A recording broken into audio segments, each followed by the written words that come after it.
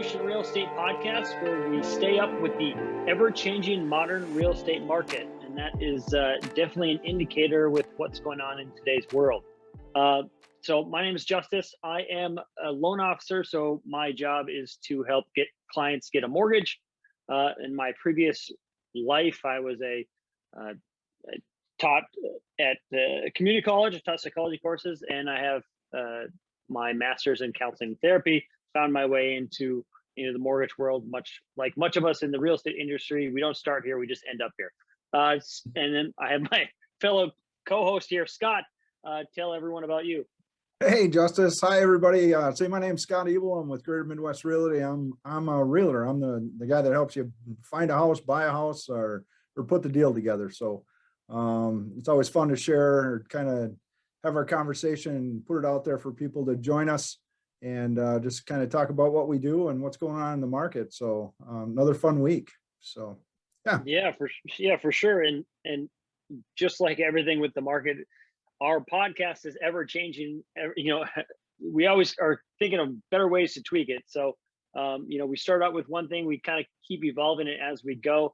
If my camera looks a little different from the last time you've watched these, I forgot my stuff today, so I'm recording on my phone. Oops. But so one thing we want to really make sure we're doing in these podcasts is do a market update. So that way you're up with what's going on in the Twin Cities area. And then we, add some tidbits along the way. So Scott, maybe let's talk about, and we also like to add some personal stuff so you guys can get to know us too. But Scott, what's something interesting that's happened to you in the last week or two since our last episode? Well, obviously, today's December 7th, 2021, and it's the 80th anniversary of the bombing and attack of Pearl Harbor. So being a veteran myself, I always feel that it's always right and just to pay tribute to those that made the ultimate sacrifice for our freedom, and to honor those that have done so. But it's I know there's a lot of celebrations and honoring those and all that happened. Boy, there really isn't too many of the service members left from World War II from that time frame. So I think some of those individuals are getting into their hundreds, and it's quite an honor to even see them. So actually, aren't you are going to have the honor and the privilege to be able to go to Pearl Harbor and Hawaii coming up, don't you? Yeah. Wow. I'll be there in like 2 weeks. Or Okay. 2 or 3 weeks. I'm going there for my honeymoon. So Okay. we're kind of excited about that. I've never been. I'm definitely pasty white, so I'm probably gonna get burnt. So it's gonna be problematic. You have to hit the tanning booth before you go. Yeah, oh God, yeah. So I'm not excited about that. And then the other thing that's happened to me recently is just like anyone who's watching this, if they're looking to buy a house, I'm also still adulting myself. So I bought my first washer and dryer set this past weekend, Black Friday, and installed it this weekend. And then I had to change the outlet for it because it was not the right one. And I ended up having to shut down the whole house in order to do it because I wasn't quite sure if I was going to get fried or not. So I felt like going to Hawaii and going on a honeymoon. So I just, decided to take out the whole house's power to change that outlet. So, did you get her done? We got her done. No house fires or anything, so we're all Nice. set. We've already used it. So okay, so it works. It works. Yeah, it works. Yeah. Well, and then all that good work I did, we had to reset it because then we found washer dryer stands on Facebook Marketplace, the new Craigslist, and then we had to take that all apart and somehow managed to squeeze those on there and then put them back into place. So yesterday was another fun laundry day, not doing actual laundry. But okay, not folding whatever. Socks. Yeah, no sock folding going on in my world. So yeah, stressful beyond belief trying to do that electrical stuff. And then I post something on Facebook about it, and then get a bunch of, hey, you should have called me. I could have done it. I'm like, oh God. Well, at least I know friends that can do it for next time I have something like that. Well, there you go. Yeah. Hopefully there's not a next time, right? Yeah, right. Yeah. So going on into our market update. So Scott, I know you wanted to go through this last week's here, 13 county Tri-City region dealio. Yeah, no, absolutely. It's pretty interesting as we get into the winter months here, and coming into the holidays, it's pretty normal that things start to slow down. But one thing I want to share is that in the past, and I'll probably just go ahead and share this on the screen here.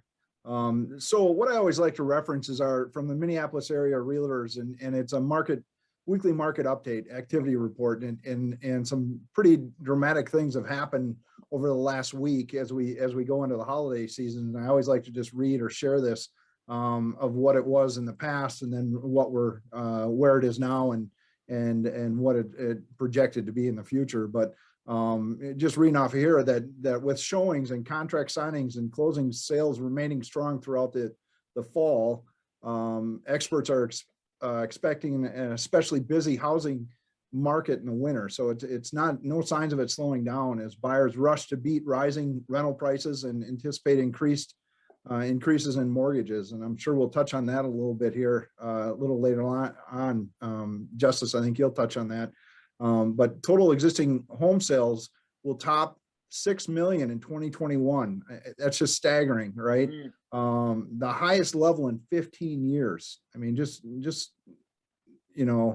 take that in and realize what that means. 15 highest level, 6 million sales in 2021. So no signs of anything really slowing. And that's according to the National Association of Realtors. What's that? When we think about last year and how tough it was to get a house, and buyers, so many buyers going out, and then this year there's even more being sold. It's just kind of crazy. It really is, and reading this and seeing that's why I wanted to share it. It's hard to believe with the pandemic and all the things that are going on, and that many homes have been sold. But it certainly is predicted, or prices continue to increase in 2022, and we'll show that here in a little bit. But I think at a slower, as it says here, a little bit gentler rate compared to record sales in the past year. So it's pretty. One thing I want to point out on this document here, new listings decrease now, though, as we get into December 7th here. Look at the decrease in listings in just the past week. We're down to 496, 15.8% drop for listings in 1 week. That's a drop of 483. It's staggering to see. And then also pending sales, talking about that, we're currently now at 843 pending sales, and that also is a drop of 325 in just the last week. So a lot of the stuff that was contracted in September, October, I should say, November, have now closed and are off the books. So moving forward, the inventory decreased also. So new homes on the market is down by 15.7%. Just going through it, and these are the graphs, and just showing and illustrating year after year where it is, and you can kind of see from last week to this week of the drop there in the new listings. Moving on to the pending sales, look at here, Justice, what's going on and what I just talked about from last week to this week. And I'm feeling on my end too. I mean, I had clients a bunch of clients looking, or clients applying and doing different stuff, and it's been like a ghost town around here. I've been working on my YouTube videos because you gotta do more videos, I guess. Gotta do more videos, something like that, because it's definitely, that drop is definitely felt in my world. Oh, there's no doubt. I mean, and it's pretty normal. If you can see underneath 1 year ago, that dotted line indicates. So it happens every year. It's pretty cyclical and pretty normal. But when you actually chart it and graph it and look at it, it's just interesting to watch, and it's a pretty dramatic drop. There's no question. So really going through the rest of these items, inventory and homes, here's kind of the continued drop, as you can see, where we were at last year and where we're at today. Quite a bit of decrease or difference there as well. So who knows where it'll end up as you know, as you look at this, you wonder how could we have had, 6 million sales this year when inventory just continues to decrease. It's I don't know. It baffles me. So Yeah. pretty much everything else, median sales price has stayed where it's at. It's up a little bit, but that's kind of through October. Haven't got the numbers through December or November, December. So it's kind of, it does chart here through current activity. But that's pretty median sales prices has stayed pretty close to what it's been.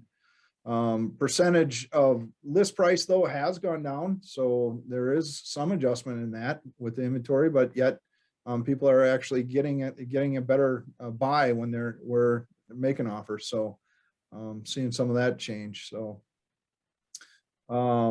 here's your months of supply. That's always another indicator that we look at.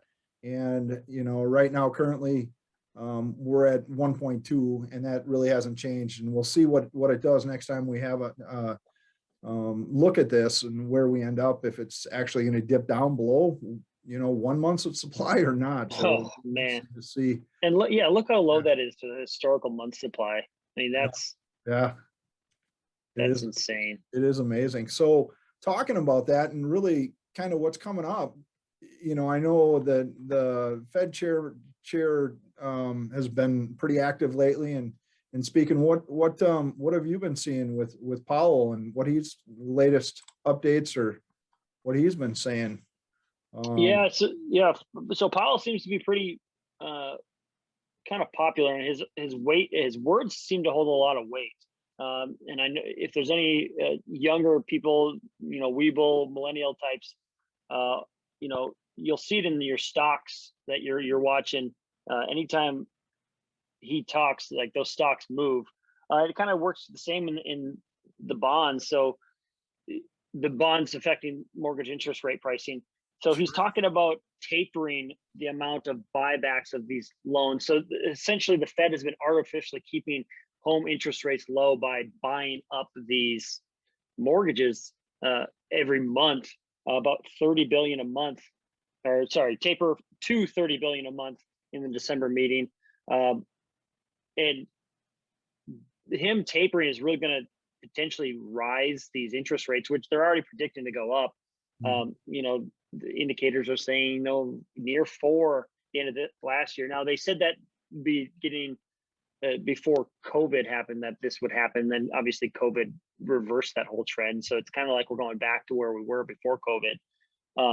So it makes you wonder if they're going to think this new variant isn't going to do as much, especially if the Fed is stopping this buyback, and then this artificial pressure to keep interest rates low continues to rise. But then we couple that with higher prices of homes, and now the whole new, Fannie Mae, Freddie Mac limits. So if you didn't catch last week's episode, Fannie Mae and Freddie Mac have increased their limits on what's considered kind of like your everyday person normal loan to 600 and let's see, where is it?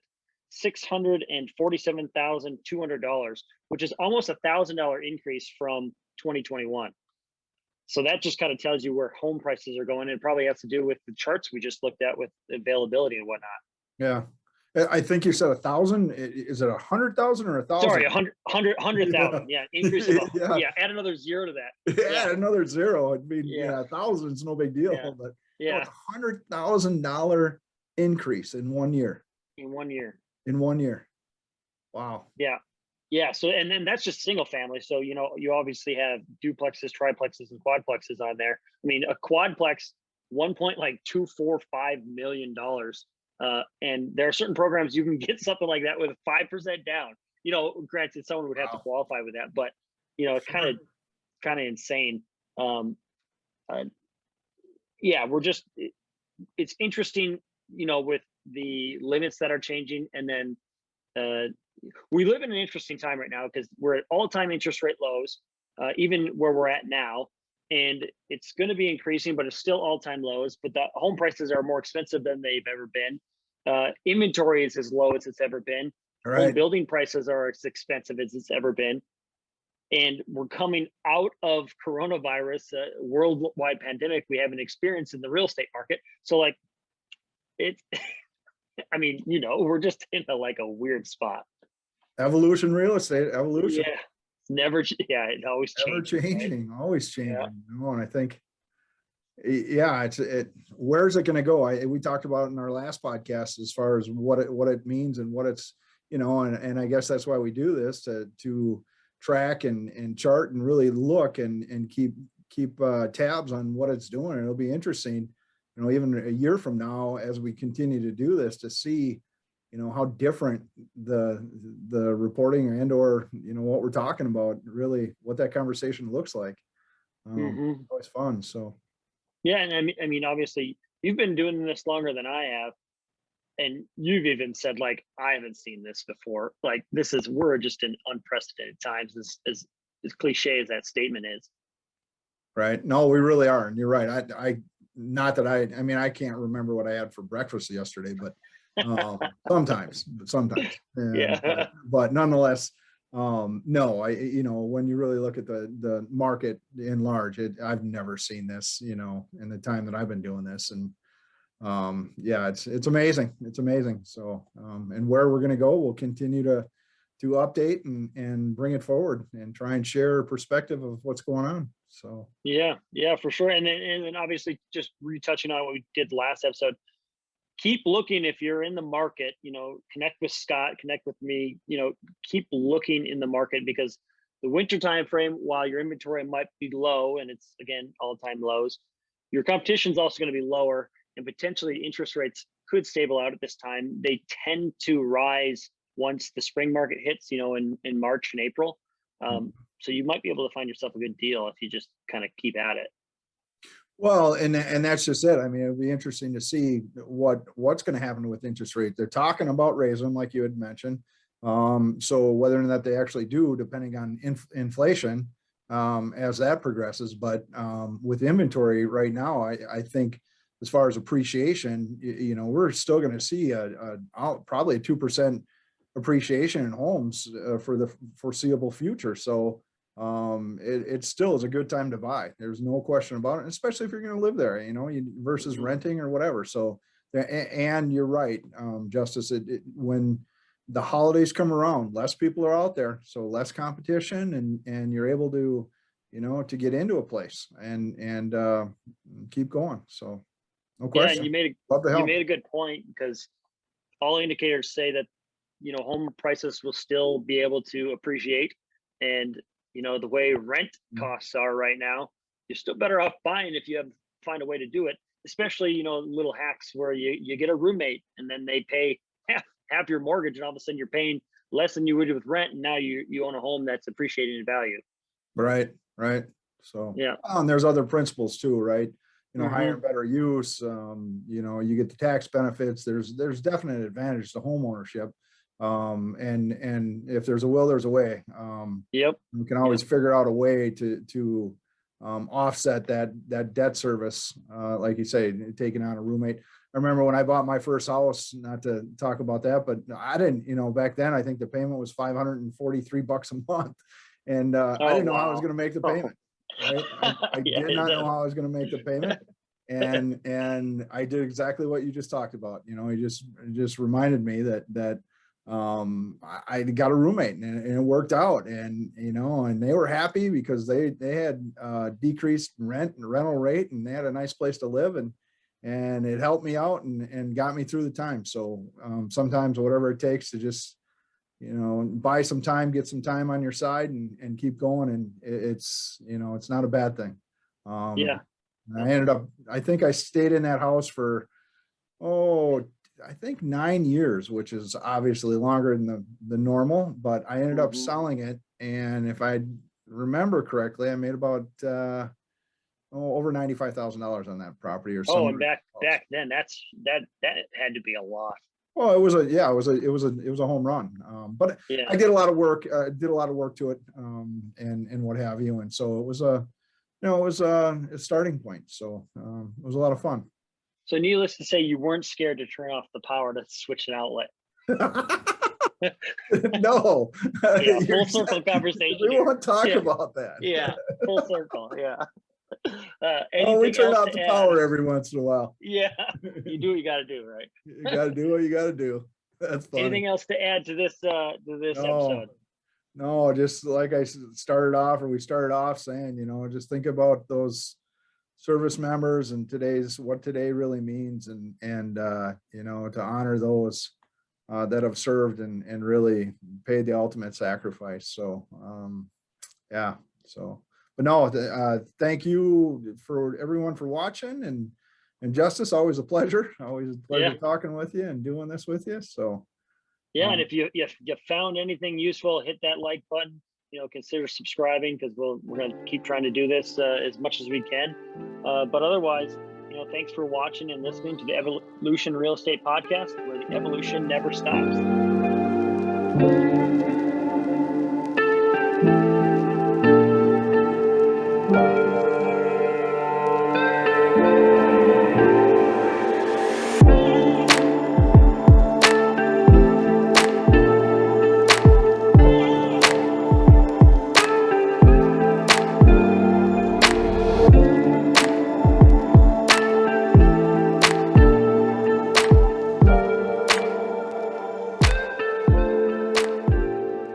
Open that up a little bit, get a little bit more bright.